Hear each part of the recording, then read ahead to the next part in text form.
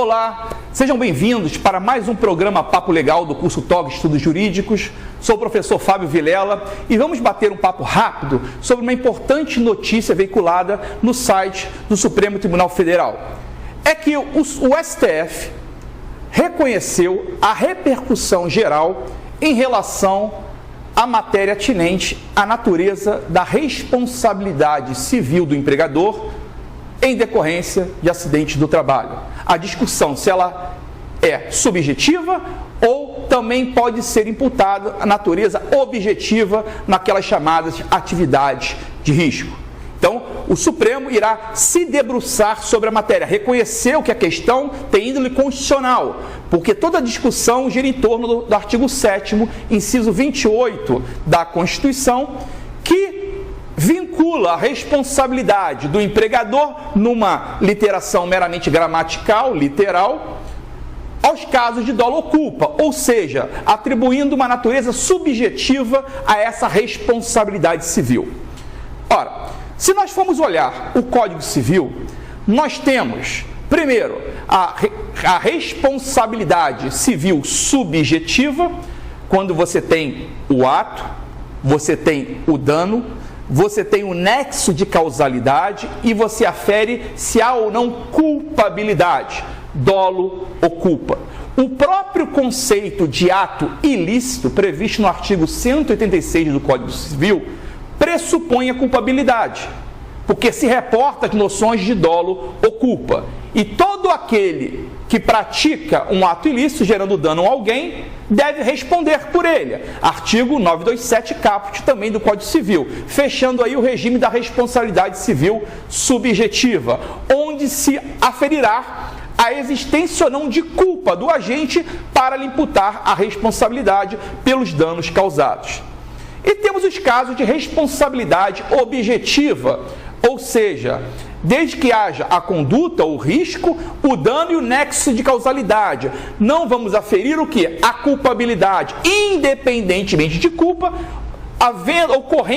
tendo aquele risco, ocorrendo o dano, imputa-se a responsabilidade. Qual é a problemática dentro da seara dos acidentes de trabalho? O artigo 7º, inciso 28 da Constituição, diz lá, quando enumera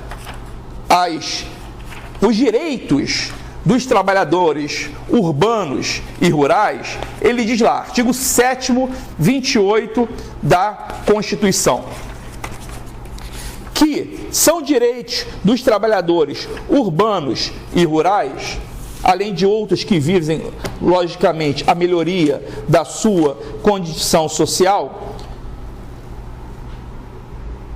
seguro contra acidentes de trabalho a cargo do empregador, sem excluir a indenização a que este está obrigado quando incorrer em dolo ou culpa. Então, numa interpretação apressada, rápida, literal, diz lá que essa indenização a ser suportada pelo empregador, nos casos de acidentes de trabalho, caberia nos casos de dolo ou culpa. Então, atribuindo uma natureza o quê? Subjetiva a essa responsabilidade. Para que o empregador seja responsabilizado, deveria ser comprovado a existência de dolo ou culpa. Entretanto, o novo Código Civil, além da responsabilidade civil subjetiva, previsto no artigo 927 caput do Código Civil, no seu parágrafo 1º, além de atribuir a natureza objetiva à responsabilidade civil nos casos legalmente previstos, especificados, como no caso de responsabilidade civil extracontratual do Estado, danos ao consumidor, danos nucleares, danos ambientais, também quando as atividades normalmente desenvolvidas pelo autor gerem riscos a outrem. Ou seja, imputa a responsabilidade civil objetiva genérica com base na teoria do risco criado, ou para alguns, risco-proveito. Havendo esse risco e havendo dano com nexo de causalidade em relação a esse risco, aquele que ocasionou o risco deve suportar essa responsabilização. e a discussão se aplica ou não ao direito do trabalho, no caso de acidente do trabalho, já que o artigo 7º, inciso 28 da Constituição, atrela a indenização aos casos de dolo ou culpa. A doutrina e a jurisprudência, inclusive do TST majoritária, vem entendendo que se aplica sim aos casos de acidente do trabalho em que as atividades exercidas pelo empregado sejam atividades de risco, como por exemplo o vigilante, como aquele que trabalha também na construção civil e os eletricitários, aqueles que desenvolvam atividades de risco e que o acidente decorra desse risco criado pela atividade normalmente desenvolvida pelo empregado, imputa-se a responsabilidade objetiva ao empregador. E por que assim se entende? Porque o artigo 7º, inciso 28 da Constituição, ele não pode ser analisado de forma isolada. Deve ser analisado em conjunto com os demais dispositivos e com o próprio caput do artigo 7º da Constituição. Uma interpretação sistêmica, buscando, inclusive, também atingir o quê? O fim social da norma. E aí temos também uma interpretação teleológica, finalística.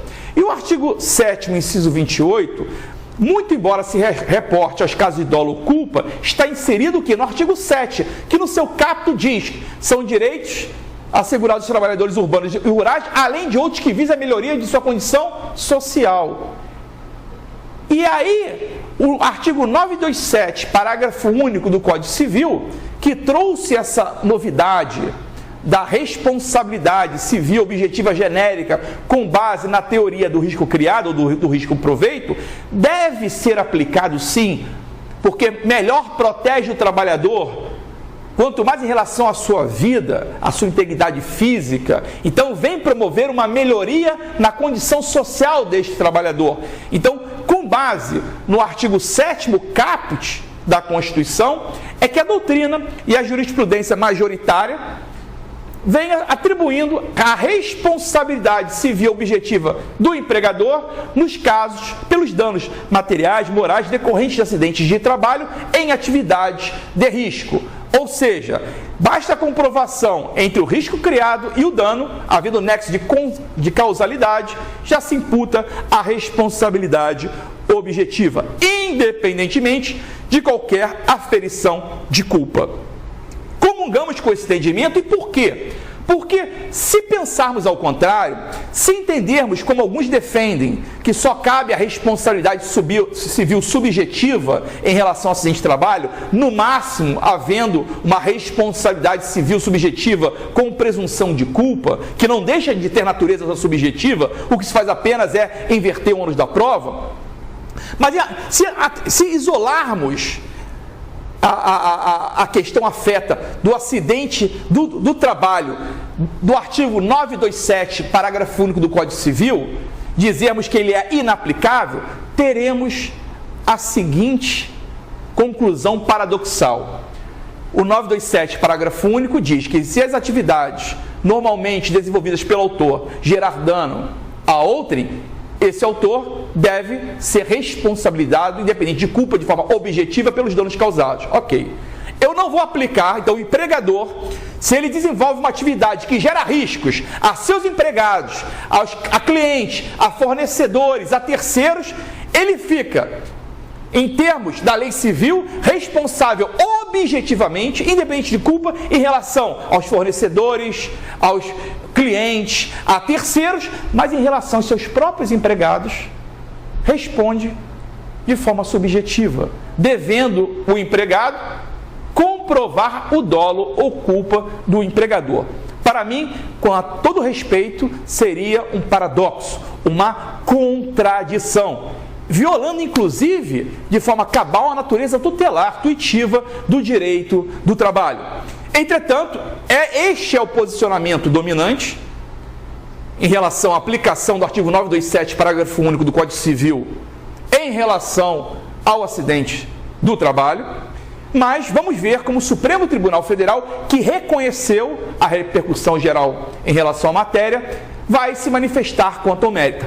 Vamos torcer para que o Supremo Tribunal Federal venha confirmar a doutrina e a jurisprudência hoje majoritária, jurisprudência inclusive do TST, que aplica a responsabilidade civil objetiva genérica com base na teoria do risco criado, previsto no artigo 927, parágrafo único do Código Civil.